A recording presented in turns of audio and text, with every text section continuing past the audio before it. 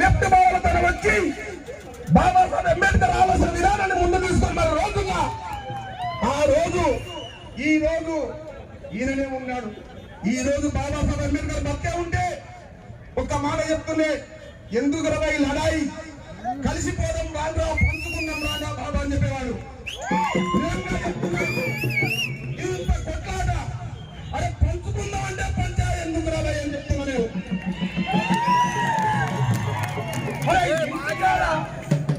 ఇంటికాడ 3 దుడ్లుంటాయి, భయ్యో ఇల్లుంటది, దిడ్లు కొట్టుకుంటా లేదు చెప్తాను మీ మనసుకు చెప్పండి. ఒకవేళ మన పంచాయతీ మనం చెప్తే అక్కడ ఉన్న పాలకులు పంచాయతీ ఎంపీ రాజకీయం చేస్తారు. సేమ్ ఇది మన పంచాయతీ ఎంపీ ఇంకో పాలకులు రారు కదా మన దారికి. అరే మందకృష్ణ మాదిగా ఈ రోజు అన్ని రాజకీయ పార్టీలను జోల పెట్టుకొని అడుక్కొని చదువు రాకపోతే ఆ చదువురాల గురించే నా జాతి వెనుకబడ్డదని చెప్పేసి ఏబీసీ వర్గీకరణ ఉంటేనే నా జాతి పైకి వస్తుందని చెప్పి అందరి భావాలతో ముందుకొచ్చింది. మరి ఆ చదువుకి ఎందుకు కులాలు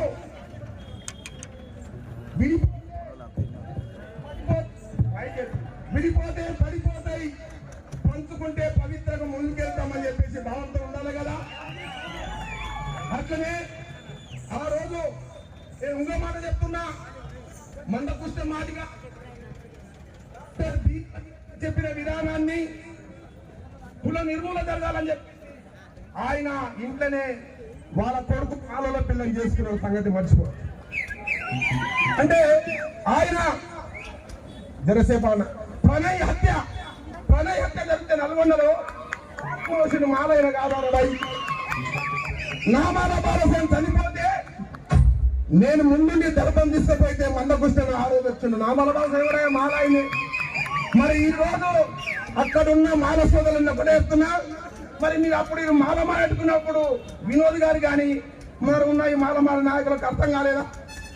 నేనేమంటున్నంటే పోరాటాలు అనేది ఈ రోజు మందకృష్ణ మాదిగా ప్రమోషన్ల రిజర్వేషన్ల గురించి, వికలాంగుల గురించి, చిన్న పిల్లల గుండె జబ్బుల గురించి మాట్లాడిన మొగోడు మనగాడు ఈ రోజు మాట్లాడుతుంటే అంటే ఇలా చాలా మంది కొంతమంది అంటే ఇంకోటి అన్నారు, అరే ధర్మరాజన నువ్వు బాగానే ఉంది మరి ఢిల్లీ టెంట్ వేసినావు, మరి మళ్ళీ నాగవాళ్ళు మారలంలో అన్నాడు మందకృష్ణ. మనవాళ్ళు అంటే ఎందుకన్నాడంటే కొంతమంది మనవాదులతో ఆలోచన లేకుండా అన్నాడు, కానీ అందరూ లేరు అని చెప్పింది. నన్ను అయితే అన్నాడు, నాకు ప్లేస్ రాదు, నాకు ఎవరు నాకు ఎంత ఎందుకంటే అప్పనుడుగా టీఆర్ఎస్ గురించి మాట్లాడితే కథం చేసాడు గురటెంకన పోయి కేసీఆర్ చెప్పిండు అన్నవాడు ఇల్లు ఉన్నాడు వేసాడు. గురటెంకన గురించి నేను ఏం చెప్పాను, ఎందుకంటే గురటెంకన నన్ను చంపుతున్నాడు, కొడుతున్నాడు, అవుట్ చేస్తున్నాడు. కానీ నేను ఒక్క మాట చెప్తున్నా, నేను మళ్ళా చెప్తున్నా ఈ రోజు నా జాబ్ పిల్లలను బూటకు ఎన్కౌంటర్ చేస్తే పాటలు రాసి వాళ్ళను నిషేధించిన పాటలకు పంపించిన చరిత్ర నీదా కాదా చెప్తుంది మారుతున్నా. నా జాతి బిడ్డలకు నేను అన్నం పెడితే ఇది నాది బుల్లెట్ రాజ్యమా బ్యాలెట్ రాజ్యం అంటే బ్యాలెట్ రాజ్యం అని చెప్పేసి నా ప్రజాస్వామికంగా నేను పోరాడిన తప్ప నేను ఎవరికి వ్యతిరేకంగా సంగతి చెప్తున్నా. ఈ రోజు అందుకో రాజహింస పెరుగుతున్నాదో, పేదల నెత్తులు నేరులై మారుతున్నాడు. పాట ఎక్కడ పోయిందా బయట పాట అందుకో రాజు పాట ఎక్కడ పోయింది? నీ హింస ఎవరి మీద? నా మీద అరని హింస, పంచుకునే హింస నా మీద అనే హింస ఎవరిదో బయట చెప్పేది. నేను ఒక్క మాట అయ్యే అరే భయ్ చేస్తున్నాను కాలు ముక్క ఎందుకంటే నా పని నన్ను కథ అయితే చెప్తున్నా భయ్, నా ఆవేదన చెప్తున్నా. ఎవరు ఏదన్నా మనిషి జీవితం అశాస్త్రం, విలువలు శాస్త్రం. అంబేద్కర్ గారు డబ్బుతోన గాని మందబలతోన రాజకీయం చేయలే, ఉద్యమం చేయలే, కేవలం కుటుంబాన్ని చంపుకొని భారతదేశం త్యాగం చేసిన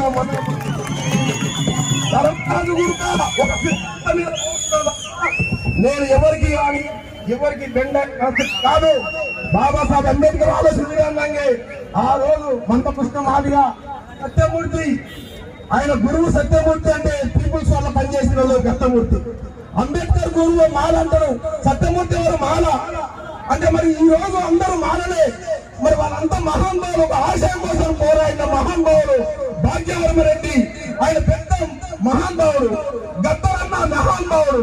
వీళ్ళంతా ప్రజల కోసం చేసి త్యాగం చేసిన తప్ప కులం మీద జాతిని గాని నీతిని గాని నిర్మించాలని చెప్పి మహానుభావులు అన్నారు. మరి మందకృష్ణ మాదిగా ఈ రోజు కులం అంటే కులం మీద కాదని చేసేది, కులాల్లో సమానత వస్తే అందరూ పవిత్రంగా రాజాధికారం అవుతామని చెప్పేసి తప్ప ఆయన కులం కోసానికి ఈ రోజు కావాల్సిన. చాలా మంది కుట్ర చేయొచ్చు, చాలా మంది కుట్రలు చేసినా నేను మరొకసారి చెప్తున్నా, చాలా ఈ రోజు డాక్టర్ బిఆర్ అంబేద్కర్ విధానంగానే మరి మొన్న కూడా మాలను నాటకంలో పెట్టి హైదరాబాద్ లో పెట్టి ధర్మరాజు మాలోడు కాదు మాది కూడా అన్నారు. అదే మాలోడు కాదు మాలోడు వీడియో మాయములతో అనుకోవచ్చు, కొంతమంది మాలోడు అనుకోవచ్చు. కానీ బాబాసాహెబ్ అంబేద్కర్ బుద్ధిస్ట్ మీద ఉంటున్న సంగతి మరొకసారి చెప్తూ మీకు ముందర చెప్తున్నా. అదే విధంగా నేను ఈ జీవితం అసహిస్తాం, ఇదంతా అంబేద్కర్ చేసిన విధానాన్ని నేను ఎప్పుడైనా అమలు చేస్తా. కృష్ణన్న ఎమ్మడి ఉంటా. ఆయన ఈ రోజు నన్ను ఇబ్బంది నేను మంతా చెప్తున్నా, నాకు ఈ రోజు ఎవరు ఏం చేస్తున్నా కానీ అక్కడ ఇబ్బంది పెట్టి మీరు ఇబ్బంది పెడితే నేను నిర్వీర్యమైపోతా. ఈ యొక్క ప్రకృతి చూసుకున్న సంగతిని మరొకసారి చెప్తున్నా.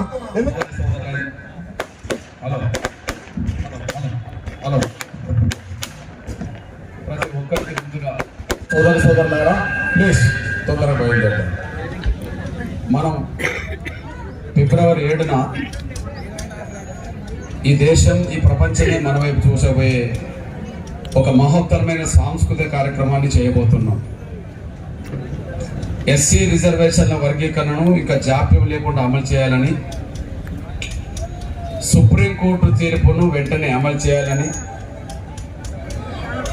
తెలంగాణ ముఖ్యమంత్రి రేవంత్ రెడ్డి గారు ఆగస్టు 1న శాసనసభలో ఏం మాట్లాడిండో అవి వెంటనే అమలు చేయాలని,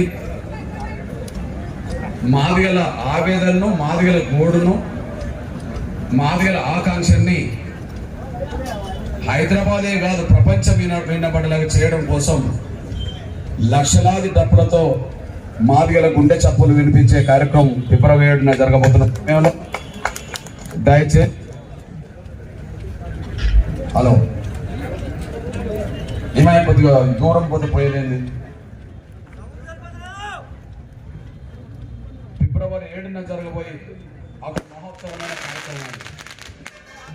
బహుశా అట్లాంటి ప్రదర్శన ప్రపంచంలో ఇంతకుముందు ఎక్కడ జరిగి ఉండదు. ప్రపంచం మొత్తం మీద అన్ని దేశాల్లో వాయిద్యాలు ఉంటాయి ఏదో రకంగా. మన దేశంలో కూడా చాలా వాయిద్యాలు ఉన్నాయి, చాలా కులాలు కూడా వాయిద్యాలు ఉన్నాయి. కానీ రేపు ఈ ప్రపంచంలో ఏ వాయిద్య ప్రదర్శన ఎక్కడ చూడలేదు, ఈ దేశంలో ఏ వాయిద్య ప్రదర్శన ఎక్కడ చూడలేదు, ఈ రాష్ట్రంలో ఏ వాయిద్య ప్రదర్శన చూడలేదు. కానీ ఈ ప్రపంచమే మన లక్షల డప్పుల వాయిద్య దగ్గర గుండె చప్పులు చూడబోతుంది. ఇవాళ మనం ఒక 200 దాకా డప్పులు వచ్చినాయి. 200 డప్పులు వచ్చినాయి. అంతకు 10 రేట్లకు పైగా మన వాళ్ళు వచ్చారు. ఈ 200 డప్పులు కొట్టుకుంటూ వస్తేనే 2 వైపుల పబ్లిక్ అంతా మన డప్పుల శబ్దాన్ని వింటూ మన ప్రదర్శన చూస్తూ వచ్చేసింది. 2 వైపుల మొత్తం నాగర్ కర్నూలు అంతా దద్దరిల్లిపోయింది. 200 డప్పులు వస్తేనే నాగర్ కర్నూలు దద్దరిల్లితే లక్షల డప్పులు వస్తే హైదరాబాద్ ఎలా ఉండబోతుందో దయచేసి మీకు విజ్ఞప్తి చేస్తున్నది ఏంటంటే, ఈ డప్పులు కొట్టేటోళ్ళని చూసి మీరు విజిల్ వేయడం కాదు, మీరు డప్పు కొట్టదలుచుకుంటేనే హైదరాబాద్ రండి, మీరు డప్పు పట్టుకుంటే. దయచేసి హైదరాబాద్ వచ్చే ప్రతి ఒక్కరూ డప్పుతోటే రావాలి. ప్రతి మాదిగపల్లెలో 5, 10, 20 డప్పులు ఉన్నాయి. కానీ అవి సరిపోదు. ఇంటికో డప్పు ఇంకా వారంలో టైం కొనండి. ప్రతి ఒక్కరూ డప్పులు సంకనేసుకొని రండి. హైదరాబాద్లో మన ప్రదర్శన ప్రపంచం చూస్తుంది, మన డప్పు గొప్ప పెరుగుతుంది, మన హక్కులు వస్తుంది. ఈ ఒక్క విషయాన్ని మీరు గ్రహించాల్సిందిగా నేను విజ్ఞప్తి చేస్తున్నా. దయచేసి ఇప్పుడు డప్పుతో రాలేదు కానీ అన్న హైదరాబాద్ వచ్చేటప్పుడు మాత్రం ఖచ్చితంగా డప్పుతో వస్తామన్న వాళ్ళు ఆత్మసాక్షిగా మీ దైవ సాక్షిగా చేతులు. ఓకే, మీ సంతోషాన్ని చూసి నేను నమ్ముతున్నా. నమ్ముతున్నా అక్కడ ఎట్లా మనం కలుస్తాం. ప్రపంచం అయితే మనల్ని చూడబోతుంది, అదైతే చూద్దాం. ఇకపోతే నా సోదరి సోదరులారా, మనది ధర్మ పోరాటం. 30 ఏళ్ళు గడిచినా ఆగని పోరాటం. ఈ దేశంలో ఏ ఉద్యమం, ముఖ్యంగా సామాజిక ఉద్యమాలు పట్టుమని గట్టిగా 5 ఏళ్ళు నిలబడలే. ఎక్కడో ఒక దిక్కు నిలబడితే ఒక 10 ఏళ్ళు నిలబడవచ్చు. కానీ భారతదేశంలో ఒకే ఒక ఉద్యమం 3 దశాబ్దాల పాటు నడుస్తున్నది. 3 దశాబ్దాలు నడుస్తున్నది. ఎంఆర్పిఎస్ ఉద్యమం మొదలుపెట్టిన 94, 95, 96లో ఏ స్పందన ఉంటుందో వాళ్ళ 2025 కూడా అదే స్పందన జాతిలో ఉన్నదంటే సాధించుకోవాలనే పట్టుదల మాదిగ జాతిలో ఏ స్థాయిలో ఉంటే ఈ స్థాయిలో నిలబడుతుంది మనం అర్థం చేసుకోవాల్సిన అవసరం ఉన్నది. అంటే ఉద్యమం ఈ దేశం లేదన్న ఒక ఉద్యమం నిలబడ్డది అంటే అది మాదిగ దండల ఉద్యమం నిలబడ్డది. ఎందుకు నిలబడుతుంది? అన్యాయం మనకు జరిగిందనేది ఆవేదన మనకు బలంగా ఉన్నది కాబట్టి, న్యాయాన్ని దక్కించుకునేందుకు పోరాటం చేయాల్సిన అవసరం ఉన్నది కాబట్టి నిలబడుతూ పోరాటం చేసుకుంటూ వచ్చేసాను. వర్గీకరణ కోరుకునే మనది ధర్మ పోరాటం, వర్గీకరణ అడ్డుకునే వాళ్ళది స్వార్థం. వర్గీకరణ కోరుకుంటున్న వాళ్ళది ధర్మ పోరాటం, వర్గీకరణ అడ్డుకుంటున్న వాళ్ళది స్వార్థం. ఆ స్వార్థ పనులు మాలల్లోనే ఉన్న ధర్మరాజు లాంటి నా తమ్ములు కూడా వర్గీకరణ సమర్థించడం కూడా ఉన్నారు. అంటే అందులో అధర్మవాదులు ఉన్నారు, ధర్మరాజులు కూడా ఉన్నారు. అందులో అధర్మవాదులు ఉన్నారు, ధర్మరాజులు కూడా ఉన్నారు. నా చెల్లెళ్ళు కూడా ధర్మరాజు కండగా, దండోర కండగా నా మాల చెల్లెలు వచ్చారు. మనస్ఫూర్తిగా వాళ్ళని అర్థం చేసుకున్నాను. నేను చెప్తున్నా, 30 ఏళ్ళ నుంచి ఇప్పటి వరకు ఎవరు అడ్డం పడుతున్నారో, ఇప్పటికి కూడా వర్గీకరణను అడ్డుకుంటామని ఎవరు చెప్తున్నారో, సుప్రీంకోర్టు తీర్పును అంగీకరించమని ఎవరు గట్టిగా మాట్లాడుతున్నారో, వర్గీకరణ జరగనీయమని చెప్పి ఎవరు మీసాలు తిప్పిండ్రో, వర్గీకరణ జరగనీయమని చెప్పి ఎవరు తొడలు కొట్టిండ్రో, వర్గీకరణ జరగనీయమని చెప్పి ఎవరు తొక్కుకుంటా పోతాం ప్రకటన చేసిండ్రో, వాళ్ళని మనసులో పెట్టుకుంటాం, వాళ్ళ రాజకీయ భవిష్యత్తు తేల్చేస్తాం. కానీ ధర్మరాజు లాంటి నా తమ్ముల్ని, ఈ చెల్లెల్ని మాత్రం గుండెలో పెట్టుకుంటాం, వాళ్ళని కాపాడుకుంటాం. వాళ్ళని మనసులో పెట్టుకోవడం ఖాయము. వర్గీకరణకు అడ్డు తాగుతామని ఇప్పటికీ మాట్లాడుతున్న వాళ్ళని మనసులో పెట్టుకోవడం ఖాయము. వాళ్ళని రాజకీయంగా భూస్థాపితం చేయడం ఖాయము. ధర్మరాజును గుండెలు పెట్టుకోవడం ఖాయము. ఆయనను కాపాడుకోవడం కూడా ఖాయం. ధర్మం పక్షాన్ని నిలబడితే కాపాడుకుంటాం, ధర్మ విరుద్ధంగా ప్రవర్తిస్తే రాజకీయంగా పతనం చేస్తాం. రాబోయే రోజు జరిగేది అదే. ధర్మరాజ్, నువ్వు ఒంటరి వాడు కాదు. నిన్ను ఇబ్బంది పెట్టినా ఏం పెట్టినా మాదిగలు నిన్ను గుండెలో గుండెలు పెట్టుకొని కాపాడుకుంటారు. నీ చుట్టూ దండోర ఉన్నది, నీ చుట్టూ మేము ఉన్నాము, అందరూ ఉన్నాము. ఏ రోజైనా సరే నేను మీ దృష్టికి నేను తీసుకొస్తున్నా, ఏ రోజైనా ధర్మరాజుకు ఒక కీలకమైన స్థానం ఎక్కడ దక్కిందంటే అది ఖచ్చితంగా మాదిగ బిడ్డగా నా పాత్రలో ఉంటుందనేసి అది భవిష్యత్తులో. ఎందుకంటే నేను కృతజ్ఞత ఉండే మనిషిని. డాక్టర్ బాబాసాహెబ్ అంబేద్కర్ ఒక మాట అంటాడు. ఆయన, నీ జీవితంలో ఎవరంటే ఇష్టపడతావు, ఎవరంటే ఇష్టపడవు అంటే ఎవరి దారిలో కొంత సహాయం పొంది ఆ సాయం పొందిన వాళ్ళ పట్ల మళ్ళీ కృతజ్ఞత ఉండకపోతే ఆ కృతజ్ఞత లేని మనుషులంటే నాకు ఇష్టం ఉండదని చెప్పడం జరుగుతుంది. కాబట్టి నేను ఎక్కువ ఇష్టపడేది ఆ మాటను. ఎవరన్నా ఉద్యమానికి వీసమెత్త సాయం చేసినా జీవితాంతం వాళ్ళకు రుణపడి ఉండే విధంగా నేను ప్రయత్నం చేస్తుంటాను. అందువల్ల ధర్మరాజ్, నీ సహకారం ఎంత కీలకమో నాకు తెలుసు. చెలో ఢిల్లీ పెట్టినప్పుడు ఢిల్లీకి వచ్చి వర్గీకరణ ఉద్యమాన్ని సమర్థించడానికి నువ్వు ధర్నా చేసినవాడు. ఎక్కడికక్కడ మీటింగ్లో పాల్గొంటావు. మొన్న నేను హైదరాబాద్ ఢిల్లీ నుంచి వచ్చినప్పుడు కూడా నువ్వే కీలకంగా మద్దతు ప్రకటించావు. ఈ రోజు ఇక్కడనే కొంతమంది స్వార్థపరులు జిల్లా మొత్తం మాలల్ని పక్కదారి పట్టి ఇక్కడ తీసుకొచ్చి నిన్ను కూడా కొంతమంది అనరాని మాటలు అన్న విషయం నాకు తెలుసు. వాళ్ళు స్వార్థపరులు, వాళ్ళు ఏం చేయలేరు. ధర్మం నీ పక్షాన ఉన్నది, ఎంఆర్పిఎస్ పక్షాన ఉన్నది, ధర్మం పక్షాన ధర్మరాజు ఉన్నాడు. నిన్ను కాపాడుకునే బాధ్యత మాది, నిన్ను డెవలప్ చేసుకునే బాధ్యత మాది. ఇందులో ఏ మాత్రం నేను వెనుకకు దగ్గరనేసి కూడా మీరు మర్చిపోతాను సహాయం కోరుతున్నాను. ఇకపోతే మళ్ళీ చెప్తున్నా, వర్గీకరణ వ్యతిరేకించే వాళ్ళది స్వార్థం, వర్గీకరణ కోరుకునేది ధర్మం. దానికి ఒక 5-6 అంశాలు చెప్పి మాత్రమే నేను ఇప్పుడు వచ్చిన సందర్భం కొన్ని నిమిషాలు చెప్పి కొంచెం వెళ్ళిపోతా. దళితులు ఎన్ని కులాలు అంటున్నాయి, షెడ్యూల్ కులాల వర్గీకరణ జరగనీయమని చెప్పి ఎందరూ అంటుండ్రు. ఈ రాష్ట్రంలో 59 కులాలు ఉన్నాయి దళితులు. ఈ రాష్ట్రంలో 59 కులాలు ఉంటే 59 కులాల్లో మాలలు ఒక కులం, మాదిగలు ఒక కులం. ఒకే మాల వర్గానికి సంబంధించిన కొంతమంది స్వార్థపరులు వర్గీకరణ జరగనీయము అన్నారు. మాదిగ దండోరా 30 ఏళ్ల పాటు వర్గీకరణ జరగాలి, అందరూ బాగుపడాలి అంటున్నాం. మరి మిగిలిన 57 కులాలు ఏమంటున్నాయి?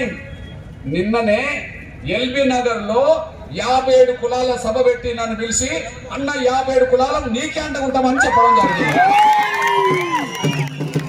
నిన్న జరిగింది కదా 57 దళిత కులాల సభ జరిగింది కదా, ఆ సభకు నన్ను పిలిచారు కదా అన్న. వర్గీకరణ సపోర్టే కాదు, రేపు ఫిబ్రవరి 7న జరగబోయే ప్రదర్శనలో మేము కూడా పాల్గొంటామని చెప్పిండ్రు కదా. ఇప్పుడు తెలదా మాలలు వర్గీకరణ వద్దంటాడు, మాదిగలు కావాలంటాడు. మరి సమాజం ఎట్టున్నది? దళితులు మెజార్టీ 58 కులాలు మొత్తం మాదిగలు, 57 కులాలు కలిస్తే 58 కులాలు వర్గీకరణ కోరుకుంటున్నాయి. అంటే ధర్మం మాదిగల వైపు ఉన్నది అనడానికి, మాదిగల డిమాండ్ వైపు ఉన్నది అనడానికి ఇది ఒక సాక్ష్యం. రెండోది, ఈ తెలుగు నేల మీద ఎన్ని కులాలన్నా ఉన్నాయో, వాళ్ళు ఎస్టీలు కావచ్చు, బీసీలు కావచ్చు, మైనార్టీలు కావచ్చు, ఓసీలు కావచ్చు, అన్ని కులాల వాళ్ళు మాల మహానాడును సమర్థిస్తున్నారా, మాదిగ దండను సమర్థిస్తున్నారా అంటే ఒక్క కులం వాళ్ళు మాల మహానాడు సపోర్ట్ చేస్తలేరు. కానీ తెలుగు నేల మీద ఉన్నబడే అన్ని కులాల వాళ్ళు వర్గీకరణ సపోర్ట్ చేస్తున్న విషయం మనం చూడండి. హలో మాలల్లో ధర్మరాజు లాంటి మాల తమ్ముడు ఉన్నాడు. ఇప్పుడు పాటలు పాడిన నా చెల్లెలు శారద. కానీ నిన్నగాక మొన్న నేను సోమాజిగూడలో ఒక మీటింగ్ పెడితే బ్రాహ్మణ ఆడపిల్లలు, వైశ్య ఆడపిల్లలు కూడా వర్గీకరణ డప్పుకుందనేసి కూడా మీరు మర్చిపోతారు సాయం పోతున్నాను. బ్రాహ్మణ ఆడపిల్లలు బయటకు వచ్చి ఏదైనా కార్యక్రమంలో పాల్గొంటారా? ఎక్కువ వైశ్య బిడ్డలు పాల్గొంటారా? కానీ నిన్నగాక మొన్న 3 రోజుల క్రితమే సోమాజిగూడ ప్రెస్ క్లబ్ లో బ్రాహ్మణ ఆడపిల్లలు, వయసు ఆడపిల్లలు కూడా వచ్చి అన్నా నీకు మేము అండగా నిలబడతామని చెప్పి వాళ్ళు కూడా సపోర్ట్ చేశారు. అందరూ సపోర్ట్ చేశారు. అంటే అటెట్లతో సహా అన్ని అగ్రకులాలు, బీసీలు, మైనార్టీలు, ఎస్టీలు అందరూ సపోర్ట్ చేశారు. దీన్ని బట్టి మాలలు వర్గీకరణ వ్యతిరేకించిన స్వార్థపరులు, కానీ సమస్త సమాజం అంతా వర్గీకరణ సపోర్ట్ చేస్తుంది అనడానికి అన్ని కులాల వాళ్ళు ఎంఆర్పీ సపోర్ట్ చేయడం రెండో సాక్ష్యం. ఇక మూడో సాక్ష్యం, ఈ తెలుగు నేల మీద ఉన్న ప్రతి రాజకీయ పార్టీ ఎస్సీ వర్గీకరణ జరగాలని కోరుకుంటుంది. దీనికి సాక్ష్యం నేనేం చెప్పా? ఉమ్మడి ఆంధ్రప్రదేశ్ లో చంద్రబాబు నాయుడు వర్గీకరణ మీద తీర్మానం పెట్టిండు. చంద్రబాబు నాయుడు గారు 98లో ఎస్సీ వర్గీకరణ తీర్మానం పెట్టిండు. ఆ తీర్మానానికి అన్ని రాజకీయ పార్టీలు ఎస్సీ వర్గీకరణ జరగాలని చెప్పి 294 మంది ఎమ్మెల్యేలు బలపరిచిండ్రు. ఒక్క ఎమ్మెల్యే కూడా వ్యతిరేకించలేదు, ఇంక్లూడింగ్ అందులో మాల ఎమ్మెల్యేలు కూడా. చంద్రబాబు నాయుడు ప్రభుత్వ హయాంలో అసెంబ్లీ తీర్మానం చేస్తే అందరు మద్దతు ఇవ్వడం అంటే, అసెంబ్లీ తీర్మానం ఏకగ్రీవం జరగడం అంటే అన్ని పార్టీల ఎమ్మెల్యేలు, అన్ని కులాల ఎమ్మెల్యేలు సపోర్ట్ చేసింది అనే విషయం అర్థం. ఒక పార్టీ వ్యతిరేకించలే, ఇంక్లూడింగ్ మాలలు కూడా అందులో వ్యతిరేకించలే. రెండోది, 2004లో వైఎస్ రాజశేఖర్ గారి ప్రభుత్వం కూడా 2004లో అసెంబ్లీ తీర్మానం మళ్ళా పెడితే అన్ని రాజకీయ పార్టీలు ఇంక్లూడింగ్ మాల ఎమ్మెల్యేలతో సహా ఎస్సీ వర్గీకరణ సమర్థించిండ్రు. అంటే ఒక్క పార్టీ వ్యతిరేకించలేదు. పోనీ ఇప్పుడు తెలంగాణ వచ్చింది 2014లో గౌరవ కేసీఆర్ గారు ముఖ్యమంత్రి ఉన్న సమయంలో ఎస్సీ వర్గీకరణ జరగాలని చెప్పి తమ్ముడు గిద్దరామ నరసే వచ్చేశాడు. 2014లో కేసీఆర్ గారు ముఖ్యమంత్రి ఉన్నప్పుడు ఎస్సీ వర్గీకరణ జరగాలని తీర్మానం ప్రవేశపెడితే 119 మంది ఎమ్మెల్యేలు ఎస్సీ వర్గీకరణ జరగాలని చెప్పి అందులో అసెంబ్లీ తీర్మానం చేసిండ్రు. అందులో ఇంక్లూడింగ్ మాల ఎమ్మెల్యేలు కూడా ఉన్నారు. దీన్ని బట్టి ఎస్సీ రిజర్వేషన్ వర్గీకరణ న్యాయం అనడానికి 100కు లక్ష రేట్లు అది సాక్ష్యం అనేసి కూడా మీరు మర్చిపోద్దని సాయం కోరుతున్నాను నేను. ఇప్పుడు 3 సాక్ష్యాలు వచ్చినాయి. దళితుల్లో 59 కులాల్లో మాలలు ఒక్కరే వర్గీకరణ వ్యతిరేకిస్తుండ్రు, 58 కులాలు వర్గీకరణ కోరుకుంటున్నాయి. ఈ రాష్ట్రంలో అన్ని వర్గాలు, అన్ని కులాలు వర్గీకరణ సమర్థిస్తున్నాయి. ఈ రాష్ట్రంలో ఉండబడే అన్ని రాజకీయ పార్టీలు ఏకగ్రీవంగా వర్గీకరణ జరగాలని కోరుకుంటున్నాయి. నాలుగో సాక్ష్యం ఈ రాష్ట్రంలో ఎస్సీ వర్గీకరణ జరగాల లేదని చెప్పడం కోసం నేను పుట్టక ముందు లాల్ బహదూర్ శాస్త్రి ఒక కమిటీ వేశాడు. 65 జూన్ 1 ఆ రిపోర్ట్ వచ్చింది. ఈ రిపోర్టు షెడ్యూల్ కులాల్లో ఉన్న 59 కులాల్లో వాళ్ళ జనాభా కంటే మించిపోతుంది మాలలే గనక వాళ్ళని ఎస్సీ నుంచి తొలగించాలని చెప్పి లోకూర్ కమిటీ రిపోర్ట్ చేసింది. కానీ ఇప్పటికీ మేము తొలగించమంటలేము, కానీ ఉన్నది ఇప్పటికైనా పంచుకుందామని మాత్రమే మనం అంటున్నాము. కమిటీ రిపోర్టు మాలలే డెవలప్ అయిన ఉండడానికి సాక్ష్యం ఆనాడు లోకూర్ కమిటీ చెప్పేసింది. 96లో ఎస్సీ రిజర్వేషన్ వర్గీకరణ అవసరమా లేదని చంద్రబాబు నాయుడు గారు కమిషన్ వేస్తే ఆ commission justice Ramachandra commission SC వర్గీకరణ జరగాలని చెప్పి స్పష్టంగా ఇందులో ఉన్నది. దాని ప్రకారమే చంద్రబాబు నాయుడు ప్రభుత్వం ఏపీసీడీ చేసిండు. 22,000 ఉద్యోగాలు అప్పుడు వచ్చినాయి. మళ్ళీ కొంతమంది స్వార్థపరులు అడ్డం పడ్డారు. అడ్డం పడ్డదాన్ని దృష్టి పెట్టుకొని ఇప్పుడు మళ్ళీ సాధించాం, అదొక అంశం. కానీ మళ్ళా కాంగ్రెస్ ప్రభుత్వం వచ్చినాక గతంలో 2004లో మళ్ళా వర్గీకరణ రద్దు అవుతే తిరిగి నిలబెట్టాలని ఉద్యమం చేసినప్పుడు ఆ ఉద్యమానికి దిగి వచ్చిన ఆనాడు మన్మోహన్ సింగ్ ప్రభుత్వం జస్టిస్ ఉషా మేరా కమిషన్ వేసింది. కమిషన్ రిపోర్ట్ కూడా వర్గీకరణ జరగాలని చెప్పేసింది. అంటే ఈ రాష్ట్రంలో వర్గీకరణ మీద 3 కమిషన్లు వేసిండ్రు. ఈ రాష్ట్రానికి సంబంధించిన విషయంలో 3 కమిషన్లు వేసిండ్రు. ఒకటి నేను పుట్టక ముందు వేసిన కమిషన్ లోకూర్ కమిటీ, అది న్యాయం మాదిగల వైపు ఉన్నదని చెప్పేసింది. చంద్రబాబు వేసిన రామచంద్ర కమిషన్ న్యాయం మాదిగల వైపు ఉన్నదని చెప్పేసింది. మన్మోహన్ సింగ్ చేసిన ఉషా మేరా కమిషన్ వర్గీకరణ జరగాలని చెప్పేసింది. ఇంకా చెప్పుకుంటూ పోతే ఈ దేశంలో అత్యున్నత పౌరుడు ఎవరు? ఈ దేశంలో అత్యున్నత పౌరుడు ఎవరు? రాష్ట్రపతి. ఈ దేశంలో అత్యున్నత పౌరుడు రాష్ట్రపతి, ప్రథమ పౌరుడు. ఆయన వర్గీకరణ జరగాల వద్దని చెప్పి ఆయన దగ్గరకు సమస్య వెళ్ళింది. అది 99లో వెళ్ళింది.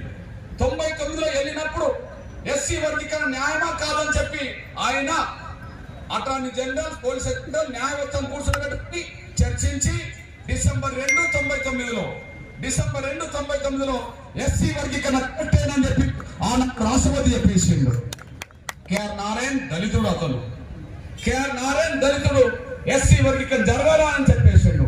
అంటే ఈ దేశ ప్రధాన పౌరుడు వర్గీకరణ కోరుకున్నాడు. అదే సమయంలో ఈ దేశ ప్రధానమంత్రుల్లో గౌరవ నరేంద్ర మోడీ గారు ప్రధానమంత్రి కాకముందు మన్మోహన్ సింగ్ ప్రధానమంత్రి.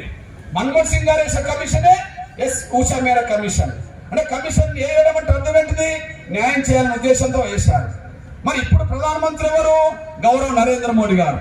గౌరవ నరేంద్ర మోడీ గారే ఎస్సీ వర్గీకరణ జరగాల్సిందని చెప్పి మాదిగలు పెట్టుకున్న మీటింగ్ కు విశ్వరూపం వచ్చి మద్దతు ప్రకటించారు. ఇది మనం అందరం చూశాం. గౌరవ నరేంద్ర మోడీ గారు ఎస్సీ వర్గీకరణ జరగాలి, సుప్రీంకోర్టులో కేసు పెండింగ్ లో ఉన్నది, సుప్రీంకోర్టులో వర్గీకరణకు అనుకూలంగా మేము అఫిడవిట్ ఇస్తాం, కేంద్రం పక్షాన వర్గీకరణకు అనుకూలంగా వాదిస్తామని చెప్పి ప్రధానమంత్రి వర్గీకరణకు అనుకూలంగా హామీ ఇచ్చిండు. అందుకు అనుగుణంగా ప్రక్రియ ముందుకు నడిపిండు అనేసి మీరు మర్చిపోదు. అంటే ఈ దేశ ప్రధానమంత్రులు వర్గీకరణకు అనుకూలం. ఈ దేశంలో అత్యున్నత న్యాయవ్యవస్థ సుప్రీంకోర్టు అవుతే, ఆ సుప్రీంకోర్టుకు బాస్ చీఫ్ జస్టిస్ అవుతే, ఈ దేశంలో అత్యున్నత న్యాయవ్యవస్థ సుప్రీంకోర్టు అవుతే సుప్రీంకోర్టుని ముక్త కంఠంతో అసెంబ్లీలో వర్గీకరణ జరగాలని కోరుకున్నాయి. ఈ రాష్ట్రంలో చేసిన కమిషన్లు 3 ఎస్సీ వర్గీకరణ జరగాలని కోరుకున్నాయి. ఈ ప్రధాన పౌరుడు రాష్ట్రపతి వర్గీకరణ జరగాలని చెప్పిండు. దేశ ప్రధానమంత్రులు వర్గీకరణ జరగాలని చెప్పిండు. ఈ దేశ అత్యున్నత న్యాయ వ్యవస్థ సుప్రీంకోర్టు వర్గీకరణ జరగాలని చెప్పిండు. ఇలాంటి ఎంటర్టైనింగ్ ధమాకాలు ఇంకా చూడాలనుకుంటే like, share and subscribe to